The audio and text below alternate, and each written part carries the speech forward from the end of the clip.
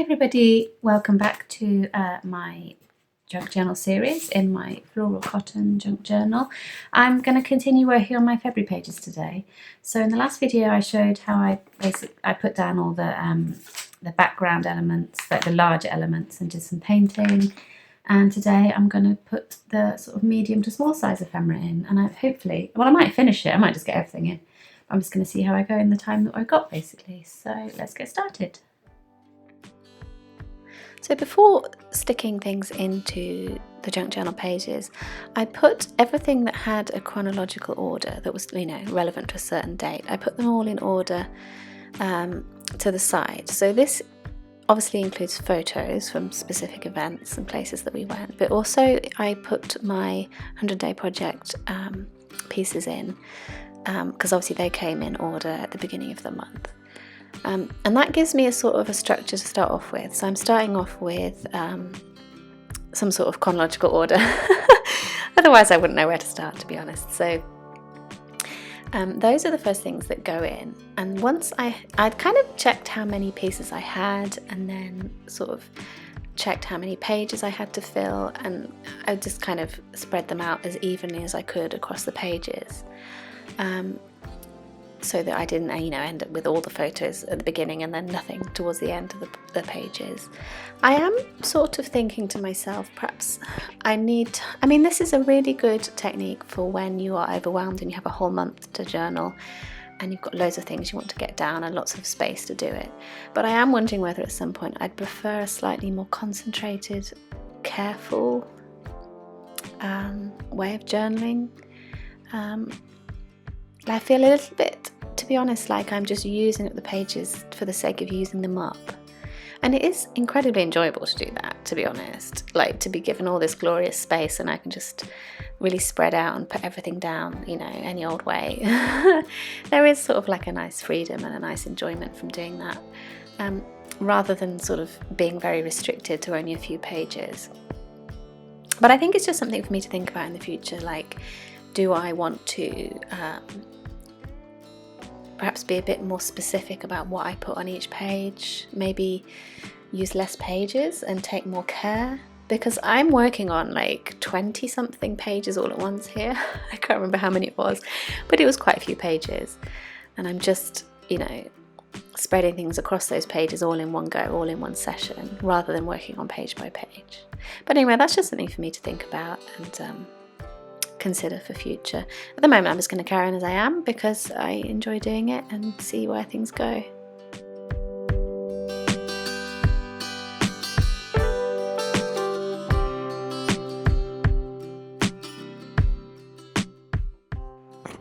So as I'm going through, if I have like a specific event that I know I have a lot of photos for, I'm making sure that I have a nice spread that I can stick them onto. So those photos were of when we went for a walk with my son, and I wanted to put them on those two pages specifically because I wanted to kind of have a nice spread. But otherwise I'm just kind of wanging things in as usual. It's my style, just throw things on and see what happens.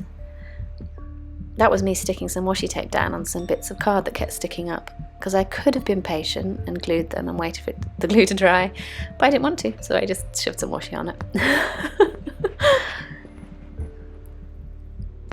I do actually come back in at the end of this and I do use some washi tape. I don't know if I used it all that much last month, but it's such a versatile item to have in your stash and to put into your junk journal, because you can get so many different patterns and colours and designs, and also you can choose how big or small you want the scraps to be, and it's useful for sticking things down. I'm preaching to the converted. I'm sure all of you know how glorious washi tape is, but I'd obviously forgotten that last month. I'm not sure that I used it, but I did use it a lot more this month.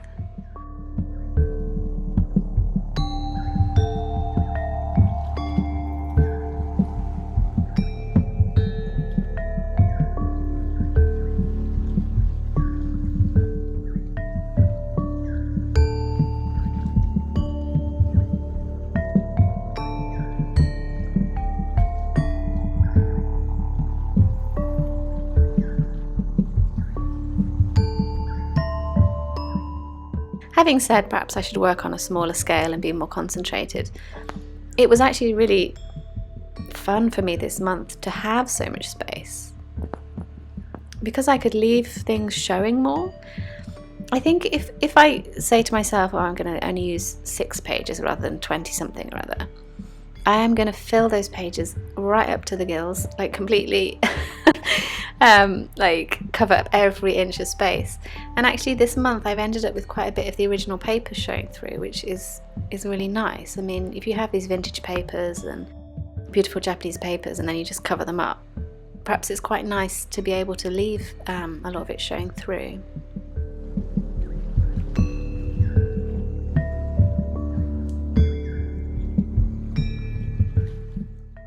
I had great fun with this calendar spread in the end, and I covered it completely with all sorts of stickers and bits and bobs, and it was quite nice because, you know, normally you have a calendar spread, you've got to leave it clear, haven't you, so you can see what's happening on each day. But since that was really just a page of ephemera, you know, I was just using it as a background, I went to town with it and stuck all sorts of letters on it in the end.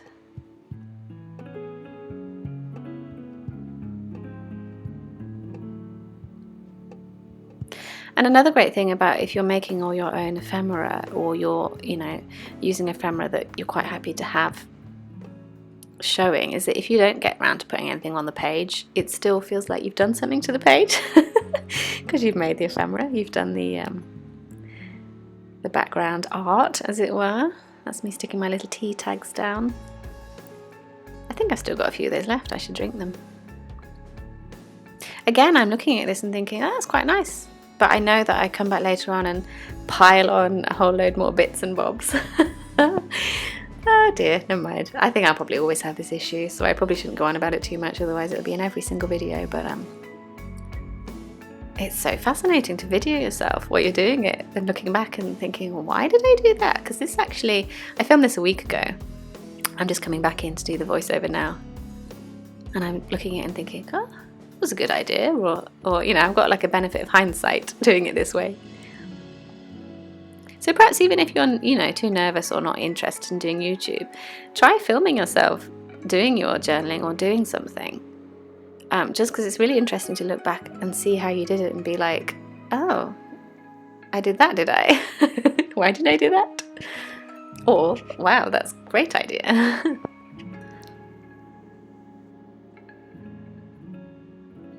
So it's already March the 10th as I'm filming this, and I haven't taken many photos, so I need to get cracking on taking photos. I was thinking about getting one of those one photo a day type apps that sort of encourages you to do one photo a day, and then I thought, well, you could just do that, couldn't you? You could just make sure you take a photo a day, but I haven't done that so far. But I am gonna try my best to take more photos.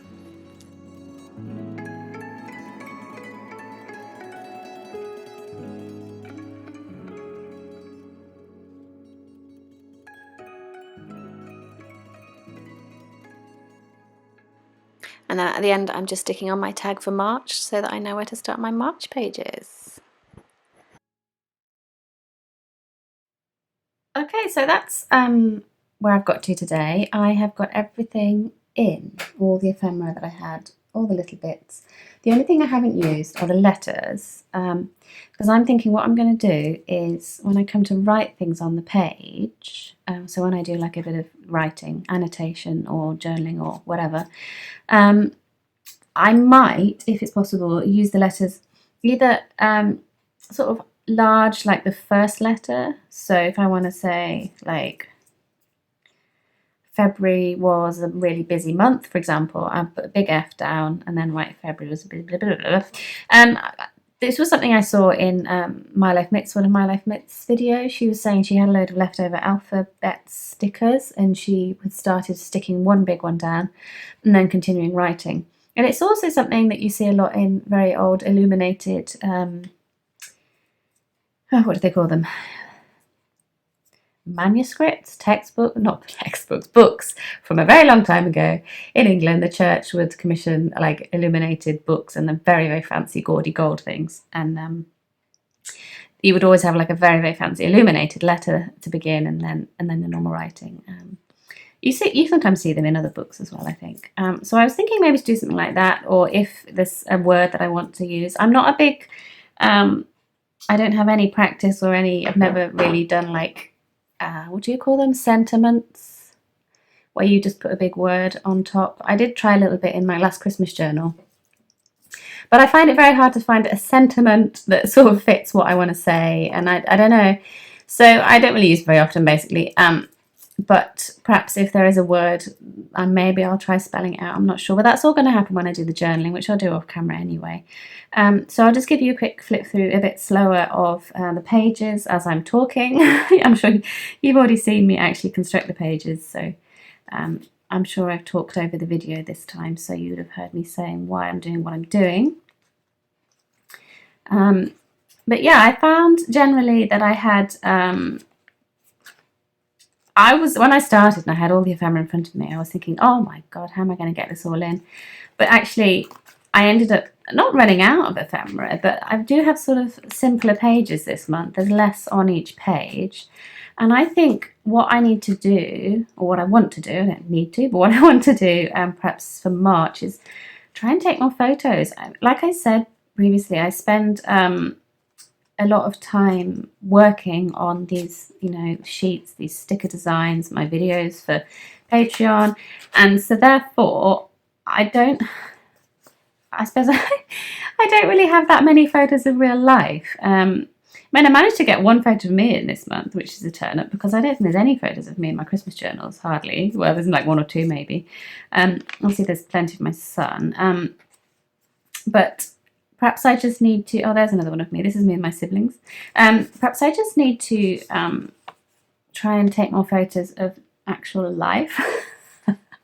So there's more real life coming into here, so that it's not just completely all of my stuff that I've made. So yeah, perhaps that's something I'm going to sort of bear in mind for next month when I come to do March. And I've got a few spaces which I wasn't expecting. For example, this was a pocket. I made this into a pocket, and now I don't have anything to put in it, but I don't mind that so much. I'm quite happy to have empty pockets, because sometimes things come up and you think, oh, I didn't put that in for February or whatever, and it means that I can just show it in when I find it. There's a space for it. Yeah, so that's all the pages, and I stuck on the tab for March, because when I do March, I'm going to start from there. So I hope you enjoyed the video, and I will be back hopefully in another week with a new video for you. I'm not exactly sure what yet. It might be something, I'm thinking maybe to do like a making ephemera video, like not like a tutorial necessarily, but like just showing you how I make something. So watch this space, and I will hopefully see you all soon. Thank you so much for watching. I hope this is interesting or helpful or just entertaining in some way, and I'll see you soon. Bye.